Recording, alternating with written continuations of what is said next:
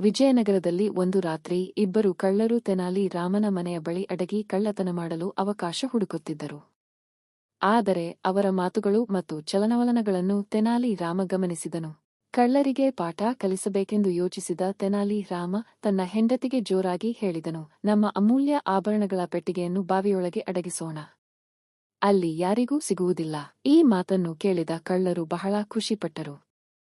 ಬಾವಿಯೊಳಗೆ ದೊಡ್ಡ ಖಜಾನೆ ಇದೆ ಎಂದು ಭಾವಿಸಿ ಎಲ್ಲರೂ ಮಲಗಿದ ನಂತರ ಕಾದುಕೊಂಡರು.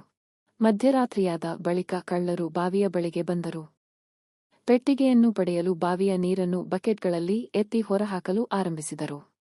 ಗಂಟೆಗಳ ಕಾಲ ಕಷ್ಟಪಟ್ಟು ನೀರನ್ನು ಹೊರಹಾಕುತ್ತಿದ್ದ ಕಳ್ಳರಿಗೆ ಒಂದು ವಿಷಯ ಗೊತ್ತಿರಲಿಲ್ಲ. ಅವರು ಹೊರಹಾಕುತ್ತಿದ್ದ ನೀರು ಕಾಲುವೆಯ ಮೂಲಕ ತೆನಾಲಿ ರಾಮನ ಒಣಗಿದ್ದ ತೋಟಕ್ಕೆ ಹರಿಯುತ್ತಿತ್ತು.